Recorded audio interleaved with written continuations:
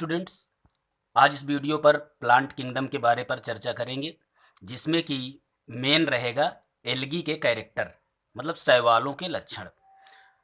तो ये plant kingdom, ये चैप्टर 3 है एनसीईआरटी में, क्लास 11th की बायोलॉजी चैप्टर 3। प्लांट किंगडम क्या होता है? वनस्पति जगत। आर.एच. व्हिटेकर के क्लासिफिकेशन पर प्लांट किंगडम में ऐसे जीवधारियों को रखा गया है जो यूकैरियोटिक होते हैं, स्वपोषी होते हैं और उनमें कोशिका भित्ति पाई जाती है। मतलब प्लांट किंगडम में ये खास बात होगी, यूकैरियोटिक होना चाहिए, स्वपोषी होंगे और कोशिका भित्ति वाले जीवधारी आते हैं। वास्तव में अगर देखा जाए तो ये पौधे होते हैं। वनस्पति जगत में सारे पौधों को रखा गया है, लेकिन पौधों की विशेषता क्या हो, ये जो 3 कैटेगरी लिखी हुई है, इस जगत के अंतर्गत निम्न वनस्पतियों को रखा गया है। कौन कौन से हैं ये? शैवाल हैं, ब्रायोफाइटा हैं, टेरिडोफाइटा हैं, जिम्नोस्पर्म हैं और एंजियोस्पर्म हैं। जिम्नोस्पर्म को हम अनावृत बीजी पौधे और एंजियोस्पर्म को आवृत बीजी पौधे भी कहते हैं। इसको याद करने की ट्रिक है सब टर जाओ अंजू।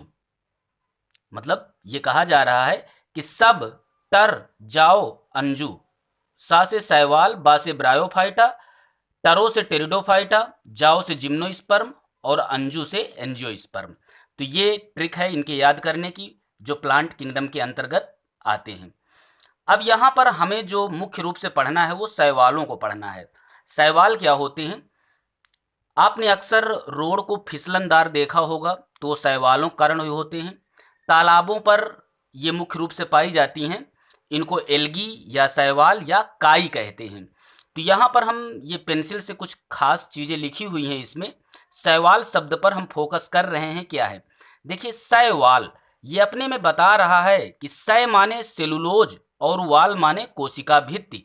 शैवाल की कोशिका भित्ति जो होती है वो सेलुलोज की बनी होती है। फिर सुन लीजिए, शै माने सेलुलोज और वाल माने कोशिका भित्ति। मीन्स शैवालों की कोशिका भित्ति सेलुलोज की बनी होती है। दूसरा यहाँ पर ये लिखा हुआ है कि शैवाल की स्टडी क्या होती है। तो ये एल्गोलॉजी शब्द लिखा हुआ है। शैवाल की स्टडी मतलब शैवालों का अध्ययन एल्गोलॉजी कहलाता है, और इसे हम फाइकोलॉजी के नाम से भी जानते हैं।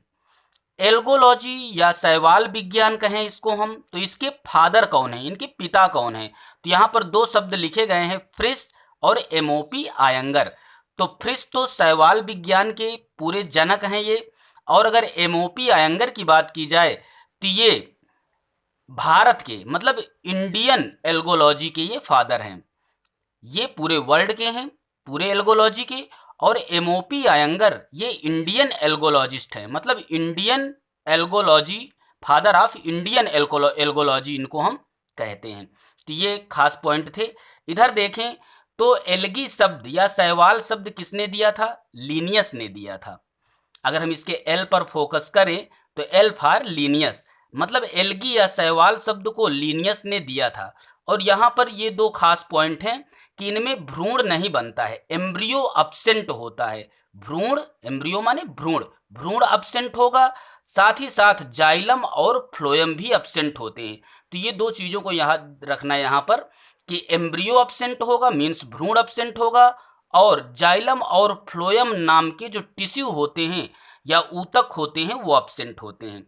अब हम यहाँ पर जो एनसीईआरटी में पॉइंट दिए हुए हैं उनका डिस्कशन कर रहे हैं शैवालों के। तो शैवाल जो है वो क्लोरोफिल युक्त होते हैं, मतलब इनमें क्लोरोफिल पाया जाता है। ये सरल होते हैं, ये थाइलॉइड होते हैं। थाइलॉइड का मतलब होता है इनमें रूट, स्टेम और लीव्स अब्सेंट होती हैं। तो यहाँ पर अगर हम अब्सेंट वाली सीरीज पर देखें तो यहाँ पर रूट, स्टेम और लीव्स भी अब्सेंट होंगे। क्या अब्सेंट होंगे? रूट, स्टेम और लीव्स, ये भी इस पर अब्सेंट रहा करती हैं। तो 3 चीजें अब्सेंट हैं, ये आप एक साथ याद कर लेना।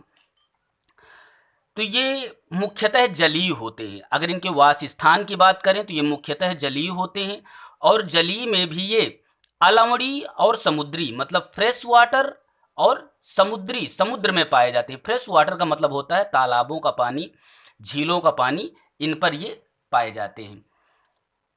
इनके अन्य आवास हैं, जैसे नमयुक्त पत्थर हैं, मिट्टी है, लकड़ी है, इसमें भी ये पाए जाते हैं। कुछ शैवाल जो होते हैं वो कवक के साथ पाए जाते हैं और उसके साथ मिलकर के लाइकेन का निर्माण करते हैं। वो इसे हम सहजीवन कहते हैं या सिम्बायोसिस कहते हैं।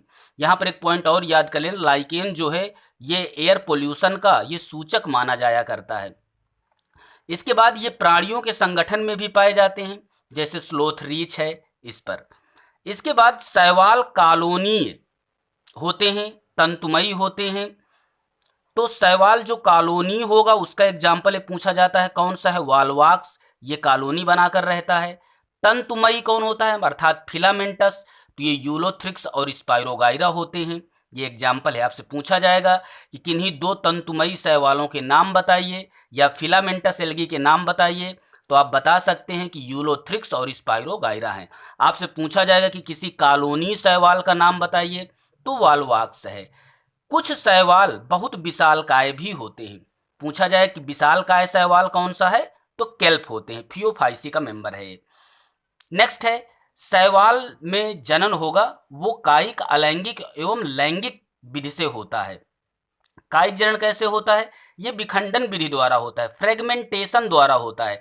मतलब शैवाल किसी एक्सीडेंट की वजह से अगर छोटे छोटे टुकड़ों में टूट जाएंगे तो प्रत्येक टुकड़ा वृद्धि करके शैवालों को बना देता है, नए शैवालों को बना देगा। अलैंगिक जनन विभिन्न प्रकार के बीजाणुओं द्वारा होता है। अब ये बीजाणु कौन कौन से हो सकते हैं? ये जू स्पोर हो सकते हैं, ये एप्लेनो स्पोर हो सकते हैं, ये हिप्नो स्पोर हो सकते हैं। मतलब कई प्रकार के बीजाणु होते हैं। तो अलैंगिक जनन जो होगा वो विभिन्न प्रकार के बीजाणुओं द्वारा होता है। इनको हम अंग्रेजी के अंदर स्पोर बोलते हैं। अब मुख्य रूप से यहाँ पर जू स्पोर या चल बीजाणु के बारे पर बताया गया है एनसीईआरटी पर। तो सामान्यतः जो ये बीजाणु होते हैं अलैंगिक जनन करने वाले, वो जू स्पोर कहलाते हैं, या चाहे तो आप इसको चल बीजाणु भी कह सकते हैं। चल बीजाणु क्यों होते हैं ये? क्योंकि इनमें फ्लैजेला पाए जाते हैं, इन्हीं की वजह से ये चलायमान होते हैं, मतलब चला करते हैं। अंकुरण के बाद इनसे पौधे बन जाते हैं, मतलब यही अंकुरित होकर के जू स्पोर फ्लैजेला बना लेते हैं। नेक्स्ट है, लैंगिक जनन में दो युग्मक संगलित होते हैं। लैंगिक जनन में दो गैमेट फ्यूज होंगे, मिलेंगे, और यह जो मिलन होता है, यह जो फ्यूजन या संगलन होता है, यह तीन प्रकार का होता है: समयुग्मकी, असमयुग्मकी और विषमयुग्मकी। समयुग्मकी किस में मिलेगा? यूलोथ्रिक्स और स्पाइरोगाइरा में। असमयुग्मकी यूडोराइना पर मिलेगा और विषमयुग्मकी वालवाक्स और फ्यूकस पर मिलता है। ये एग्जाम्पल पूछे जा सकते हैं।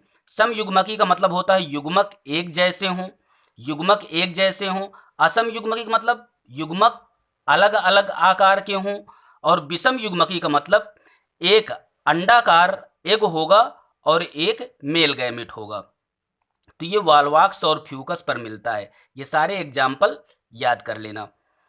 नेक्स्ट है, शैवालों को क्लोरोफाइसी, फियोफाइसी तथा रोडोफाइसी में विभक्त किया गया है।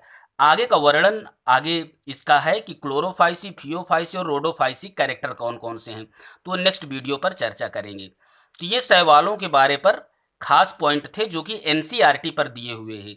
ये हमने पेंसिल से कुछ खास बातें इस पर और लिख दी हैं, इनको भी लर्न कर लेना। तो ये आप चाहें तो नोट्स बनाने के लिए इसकी स्क्रीनशॉट भी ले सकते हैं। Thank you for watching.